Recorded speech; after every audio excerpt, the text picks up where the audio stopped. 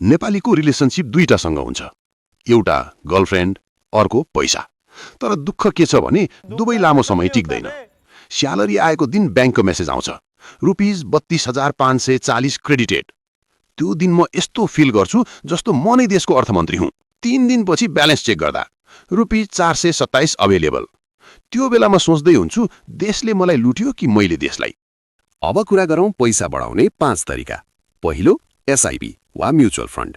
SIP भनेको disciplined girlfriend जस्तो हो। हरेक महिना एक्ज्याक्ट डेटमा पैसा माग्छ। अकाउन्टमा पैसा बस्यो भने दिमागले भनिहाल्छ, लाइफ छोटो छ, मोमो खाऊ। एसआइपीले के गर्छ, महिनाको सुरुमै पैसा उठाएर लगानी गरिदिन्छ। तपाईले खर्च गर्ने मौका नै पाउनुहुन्न। यो ठिक त्यस्तै हो जस्तो आमाले तलब आएको दिन एटीएम कार्ड आफै राखिदिनु। हामी भन्छौँ 1000 रुपियाँले के हुन्छ, तर त्यही 1000 रुपियाँ डेली खर्च गर्दा चाहिँ केही हुँदैन। एसआइपी भनेको फ्युचरका लागि जबरजस्ती बचत गर्ने सिस्टम हो। दोस्रो, शेयर बजार। नेपालमा शेयर किन्ने तरिका के हो?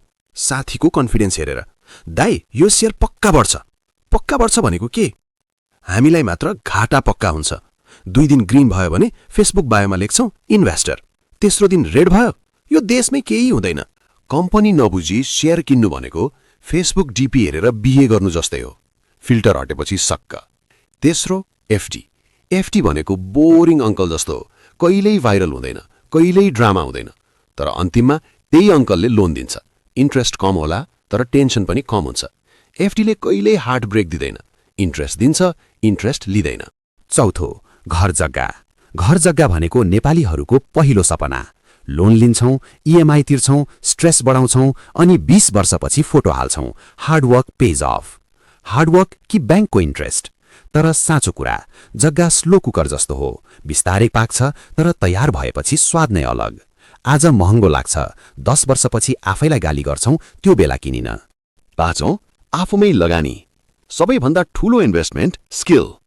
हामी फोन अपडेट गर्छौँ, एप्स अपडेट गर्छौँ, तर ब्रेन अपडेट गर्दैनौँ। स्किल छैन भने बसको मुड अनुसार स्यालेरी, स्किल छ भने तपाईको मुड अनुसार जब चेन्ज। नेटफ्लिक्समा 3 सिजन सकिन्छ, तर एउटा कोर्स सकिन्न। अनि भन्छौँ अपर्च्युनिटी छैन। अपर्च्युनिटी त थियो, हामी बिजी थियौँ रिल्समा। अन्तिम कुरा, हामी पैसा कमाउन मेहनत गर्छौँ, तर पैसालाई बढाउन मेहनत गर्दैनौँ। 1000 रुपियाँ खर्च गर्दा स्टोरी बन्छ, त्यही 1000 रुपियाँ लगानी गर्दा फ्रिडम बन्छ। अब डिसिजन तपाईको। फ्रिडम चाहिन्छ कि अर्को महिनाको अर्जेन्ट 1000 पठाइदेऊ न भन्ने मेसेज? पैसा कमाउनु ट्यालेन्ट होइन, पैसालाई टिकाउनु ट्यालेन्ट हो। अब सित्तैमा नभाग्नुस्, त्यो लाइक र सब्स्क्राइब बटन थिचिहाल्नुस्। आफ्ना ती वेल्ला साथीहरूलाई यो भिडियो शेयर गरेर अलिकति पुण्य कमाउनुस्। ल अब मोबाइल राख्नुस् र अलिकति काम धन्दा पनि गर्नुस्। टाटा।